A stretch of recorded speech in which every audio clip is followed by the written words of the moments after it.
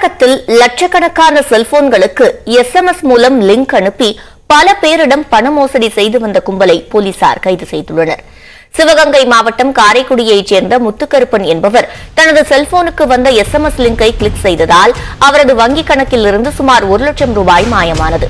இது தொடர்பான புகாரில் விசாரணை செய்த சைபர் கிரைம் பிரிவு போலீசார் கோவை பீளமேடு பகுதியில் செயல்படும் ஒரு நிறுவனம் மூலம் அனுப்பப்பட்டதை கண்டறிந்தனர். சரவணன் மற்றும் பாரதி என்ற தம்பதி 5 பெண்களை வேலைக்கு வைத்து இந்த நிறுவனத்தை நடத்தி வந்ததும் SSS லிங்க் அனுப்ப வேண்டிய செல்போன் எண்களை டெல்லியைச் சேர்ந்த சையத் ரஹீப் குர்ஷித் என்பவர் கொடுத்து வந்ததும் கண்டறியப்பட்டது. இது தொடர்பாக 17 பேரை கைது செய்துள்ள போலீசார் அவர்களிடமிருந்து 30 கம்ப்யூட்டர்கள், சுமார் 300 செல்போன்கள், 25,000 சிம் கார்டுகள் உள்ளிட்டவற்றை கைப்பற்றியுள்ளனர்.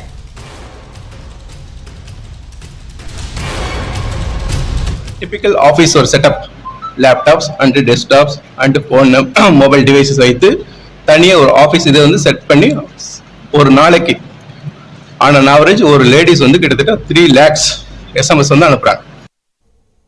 மயிலாடுதுறை மாவட்டத்தில் நேரடி நெல் கொள்முதல் நிலையங்களில் 60,000 டன் நெல் மூட்டைகள் தேக்கமடைந்துள்ளன.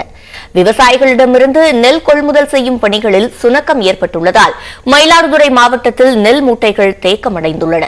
எனவே நெல் மூட்டைகளை லாரிகள் மூலம் ஏற்றி அரவைக்கு அனுப்புமாறு அப்பகுதி விவசாயிகள் கோரிக்கை விடுத்துள்ளனர்.